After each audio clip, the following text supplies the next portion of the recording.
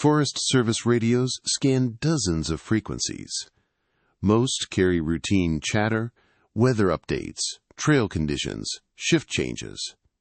Then there's frequency 7, the frequency that was never assigned to any ranger district. The frequency that only activates between 2 and 4 a.m. The frequency that broadcasts a woman's voice reading coordinates that lead to locations where hikers vanished decades ago. Rangers won't discuss frequency 7, but they all know the protocol. If your radio locks onto it, remove the battery immediately. Don't listen to the coordinates. And never, under any circumstances, transmit back. Rangers don't question this protocol. They don't test it. They don't even acknowledge frequency 7's existence during official briefings. But every ranger who works overnight shifts learns the same unspoken rule. When your radio locks onto frequency 7, your shift is over. Pull the battery, go home. Don't wonder about the voice. Because no matter the forest, no matter the district, no matter how many decades separate the incidents, the broadcasts are identical. A woman's voice. Calm, professional, reading GPS coordinates with perfect precision. Coordinates that match missing person reports from the 1970s, 80s, 90s. Coordinates that lead to locations where search teams found nothing. And coordinates that, when followed, lead rangers to places they don't remember walking to. Tonight we follow 3 ranger accounts, each describing encounters with frequency 7, each ending with the same institutional warning, and each revealing that the voice isn't broadcasting from anywhere. It's broadcasting to somewhere. And the rangers who transmit back become part of the broadcast. Forever. The first account comes from Ranger Michael Torres, a 6-year veteran working the central district of a dense forest region known for its poor radio coverage and frequent equipment malfunctions. Torres was a night shift specialist, the kind who preferred the solitude of 2 a.m. patrols, who trusted his equipment more than his instincts, and who believed that radio anomalies were just atmospheric interference. On February 9, 2017, Torres was conducting a routine overnight security check at the Northern Fire Tower, a location requiring him to monitor multiple emergency frequencies simultaneously. At 2:34 a.m., his radio emitted a soft click. Not static, not interference. A click, like someone keying a microphone. Torres glanced at his radio display. The screen showed Frec 7, active. He frowned. Frequency 7 wasn't in his scan rotation, wasn't assigned to any Forest Service channel, shouldn't be receiving anything. He reached for the channel selector. A voice cut through, clear as if someone stood beside him. Coordinates: 45.2, 847 north, 121.5692 west. Female voice, professional, emotionless. Torres froze. His hand hovered over the radio, fingers trembling slightly. That first quiet recognition that something had shifted from normal to wrong. The voice continued. Coordinates: 45.2847 north, 121.5692 west. Same coordinates, same inflection, identical delivery. Torres grabbed his notepad, writing automatically, then stopped. His training kicked in. Unknown transmission. Unidentified frequency. Potential emergency or prank. He keyed his mic. This is Ranger Torres, North Tower. Identify yourself and state your emergency. Silence. Then the voice repeated. Coordinates: 45.2847 north, 121.5692 west. Torres felt his throat tighten. Unknown station. You are broadcasting on an unauthorized frequency. Identify yourself immediately. The voice didn't respond to him. It just continued broadcasting. Coordinates: 45.2847 north, 121.5692 west. Torres checked his radio. The frequency lock showed 7.000 megahertz, a frequency that shouldn't exist in the Forest Service band allocation. He tried changing channels manually. The radio wouldn't respond, locked on frequency 7. He turned the volume down. The voice continued at the same level, not louder, but somehow clearer, as if it was coming from inside his head rather than through the speaker. Torres's pulse spiked. His hands started shaking, not from cold in the heated tower, but from the way the voice seemed to bypass the radio entirely and speak directly into the room. He did what instinct told him. He pulled the battery. The radio screen went dark. Silence. Torres sat in the darkness, breathing hard, listening to his own heartbeat. He waited 30 seconds, reinstalled the battery, powered on the radio. Normal channels, normal static, no frequency 7. He logged the incident, equipment malfunction, radio locked on unassigned frequency, resolved by power cycle. He didn't mention the coordinates. He didn't mention the voice.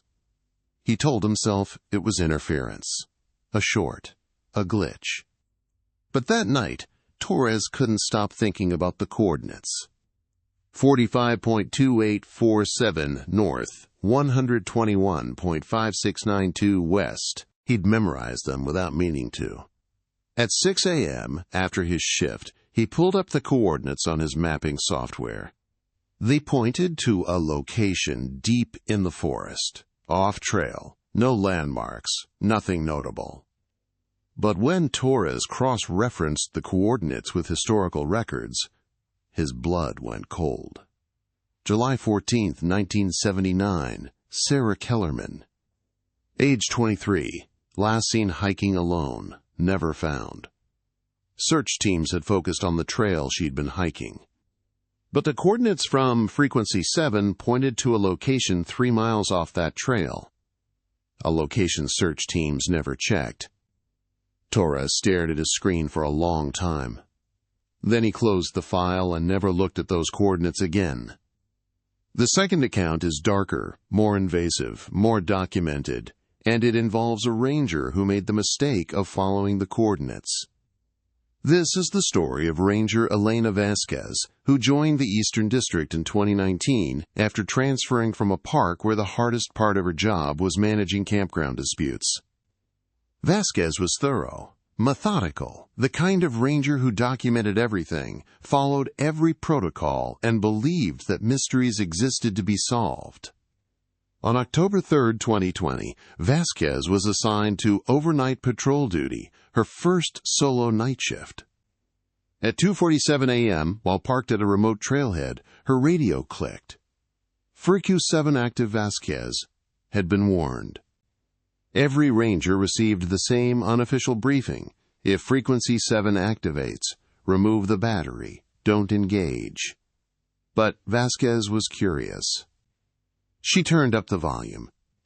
A woman's voice, clear and calm, coordinates 44.8721 north, 120.3358 west. Vasquez grabbed her GPS unit, entering the coordinates automatically. The voice repeated, coordinates 44.8721 north, 120.3358 west. The GPS loaded. The coordinates pointed to a location 4.7 miles from her current position. Dense forest. No trails, no known features. Vasquez made a decision that would change everything. She keyed her mic. This is Ranger Vasquez. I copy your coordinates. Do you require assistance? The voice stopped. Complete silence. For 10 seconds, Vasquez heard nothing but the hum of her vehicle's engine. Then the voice returned, but different. Not the same professional tone. This time it was personal, intimate, knowing. Elena, you shouldn't have answered. Vasquez's chest constricted. Ice flooded through her veins. The voice knew her name. She hadn't identified herself. Her radio ID was coded. There was no way. Elena, the coordinates are for you now. Vasquez ripped the battery from her radio, but the voice continued. Not from the radio. It had no power. From everywhere, from the air itself. 44.8721 north, 120.3358 west. That's where you need to go, Elena. That's where you're supposed to be. Vasquez scrambled out of her vehicle, gasping for air, hands shaking so violently she dropped her flashlight. The voice followed her outside. Not louder, not echoing. Just there, present in the forest, in the darkness, speaking with absolute certainty. You answered, you engaged, now the coordinates are yours. You have to go there, you have to complete the transmission. Vasquez ran to her vehicle, started the engine, and drove. Fast.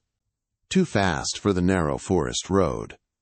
She didn't stop until she reached the main ranger station, 23 miles away. She burst through the door at 3:41 a.m. The night supervisor, a man named Holland, looked up from his desk. "You heard it," he said. Not a question. Vasquez nodded, unable to speak. Holland gestured to a chair. "Sit down." He pulled a locked file from his desk, old, worn. The label read, Freak, 7 restricted access. "You transmitted back," Holland said quietly. "How did you know?" "Because you ran here instead of staying in your vehicle. Because you look like you've seen something that shouldn't exist. And because every ranger who transmits on frequency 7 ends up here, looking exactly like you do right now." He opened the file. Inside were incident reports, dozens of them, dating back to 1984. All describing the same phenomenon. Frequency 7 activating between 2 to 4 a.m. A woman's voice reading coordinates. And rangers who responded, who transmitted back, all reported the same experience. The voice knew their names. The voice said the coordinates were for them. And the rangers felt an overwhelming compulsion to go to those coordinates. "What happens if they go?" Vasquez whispered. Holland was quiet for a long moment. "We don't know, because rangers who go to the coordinates don't come back." He turned to the back of the file. Missing person reports. All rangers. All disappeared during overnight shifts. All last known locations. The exact coordinates broadcast on frequency 7. Vasquez stared at the reports. Her hands wouldn't stop shaking. "I want to go there," she heard herself say. "I need to go there. The coordinates, I can see them in my head. 44.8721 north, 120.3358 west. I need to—" "No," Holland's voice was sharp. "That's what it does. Once you transmit back, once you engage, it makes you believe you need to go there. But you don't. It's a compulsion, not a necessity." "It feels necessary," Vasquez said, and her voice sounded strange to her own ears, distant, dreamy, as if someone else was speaking. "It feels like the only thing that matters." Holland pulled out a phone, made a call. 15 minutes later, a ranger therapist arrived. Dr. Sarah Chen, who specialized in trauma response and, according to Holland's whispered explanation, frequency 7 exposure. Chen sat with Vasquez for 2 hours. Teaching breathing techniques, grounding exercises, ways to resist the compulsion. "The coordinates will stay in your head," Chen said gently. "You'll feel the pull for weeks, maybe months, but it will fade. Most rangers recover fully." "Most?" Vasquez asked. Chen hesitated. "Some rangers, the compulsion doesn't fade. They become fixated. 3 rangers have been forcibly retired because they couldn't stop trying to reach the coordinates. One ranger—" She stopped. "What?" "One ranger made it to his coordinates. We found his vehicle there, engine still running, radio still on frequency 7. But he was gone." Vasquez felt tears on her cheeks. Where did he go? Chen closed her folder. "We don't know, but his radio was still transmitting. And when we listened, when we monitored frequency 7 the next night, we heard his voice, reading new coordinates in the same calm professional tone as the woman. At 2:17 a.m., 3 days after Vasquez's exposure, frequency 7 activated across the entire district. Every ranger radio simultaneously locked on to frequency 7. And instead of the woman's voice, they heard Ranger Vasquez. Coordinates: 44.8721 north, 120.3358 west. Her voice. Her exact voice. Professional. Emotionless. Reading coordinates. Holland immediately called Vasquez. She answered on the first ring. "I'm hearing it too," she whispered. "That's my voice. But I'm not transmitting. I'm at home. My radio isn't even on." "How is my voice?" "Stay there," Holland ordered. "Lock your doors. Don't go outside. Don't listen to the broadcast." But across the district, rangers were hearing Vasquez's voice reading coordinates. And some of them, new rangers who didn't know the protocol, responded. "Ranger Vasquez, are you in distress? State your location." The moment they transmitted, the broadcast changed. Instead of Vasquez's voice, they heard their own. Reading new coordinates. Coordinates meant for them.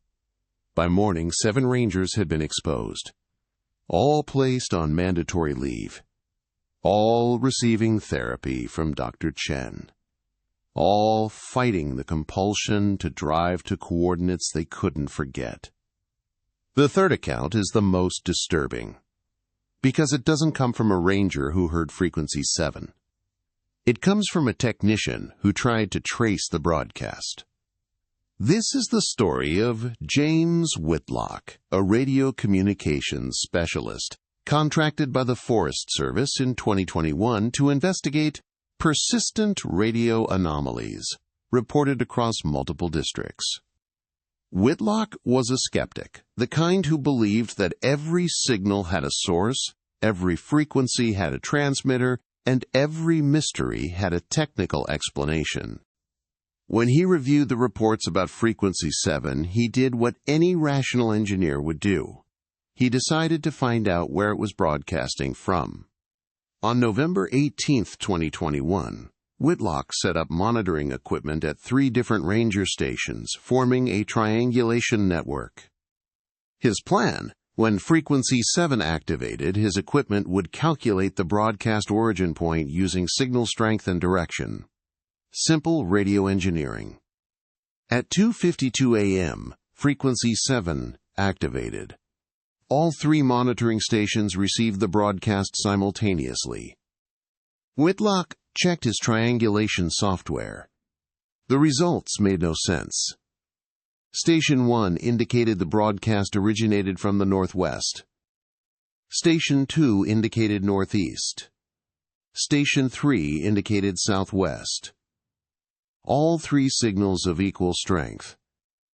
Geometrically impossible. The broadcast would need to originate from 3 different locations simultaneously. Whitlock recalibrated his equipment.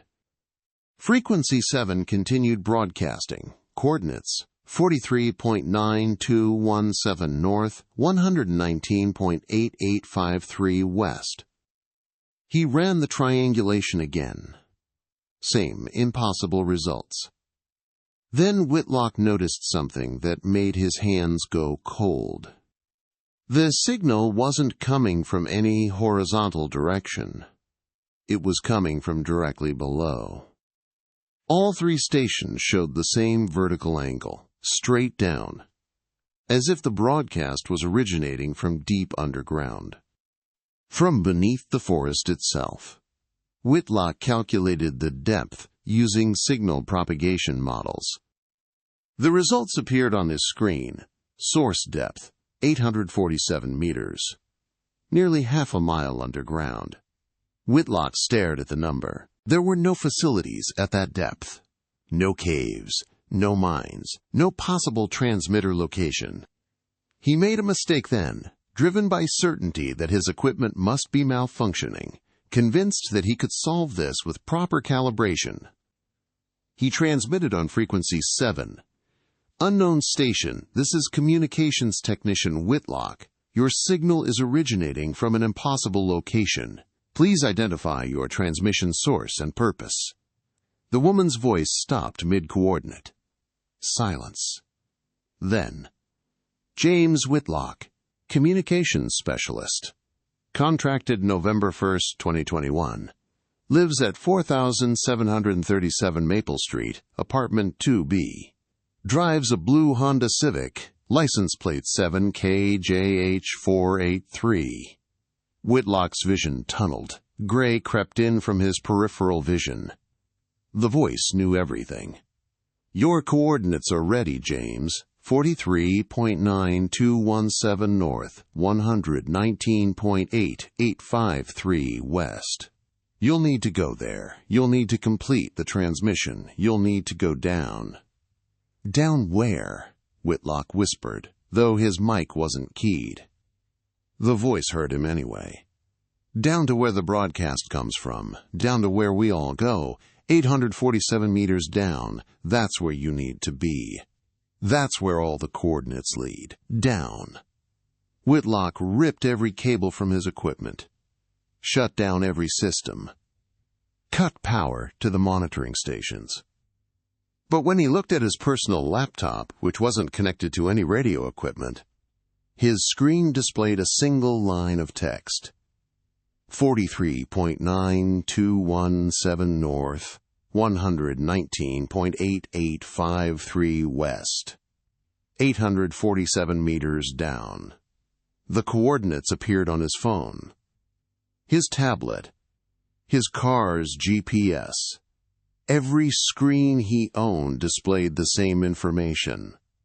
Whitlock fled his monitoring station, drove straight to Forest Service headquarters, demanded to speak to whoever was in charge of Frequency 7. He was directed to a woman named Director Sarah Vance, who'd been managing radio anomaly protocols since 1997. Vance listened to his report without expression. Then she opened a safe and removed a single document. A memo, dated June 3, 1984. Subject: Frequency 7, Investigation, Mandatory Termination. The memo was brief. All attempts to trace, locate, or explain Frequency 7 broadcasts are hereby terminated.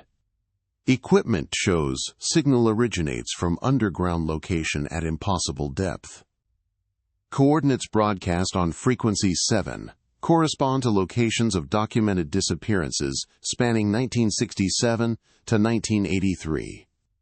Pattern suggests broadcast is not transmitting information, but rather summoning. Staff exposed to Frequency 7 report compulsive desire to travel to broadcast coordinates and Bixbable go down.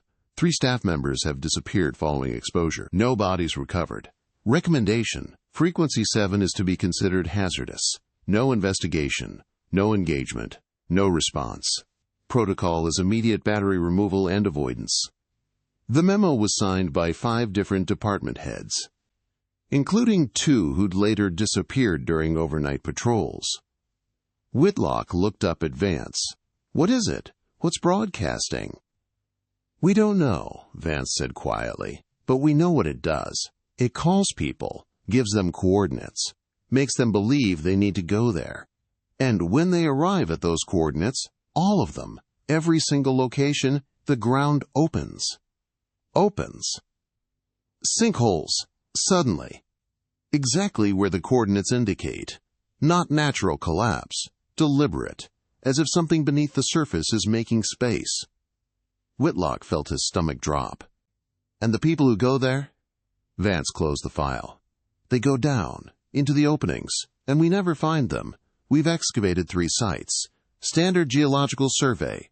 Found nothing. No bodies, no equipment, no trace. Just earth that closes back up within 24 hours. What about their voices, the ones we hear on Frequency 7? Vance was quiet for a long time. Then, "We think they're still broadcasting, from wherever they went. reading coordinates for the next person. For the next one to go down, it's a chain. One person goes down, starts broadcasting, calls the next person. It's been happening since at least 1967, maybe longer. Why? Whitlock demanded. Why does it call people? What's down there? Vance met his eyes. We've stopped asking those questions. Because everyone who tries to answer them ends up broadcasting coordinates themselves. Whitlock never completed his contract. He left the Forest Service immediately. But according to follow-up reports, he never fully recovered.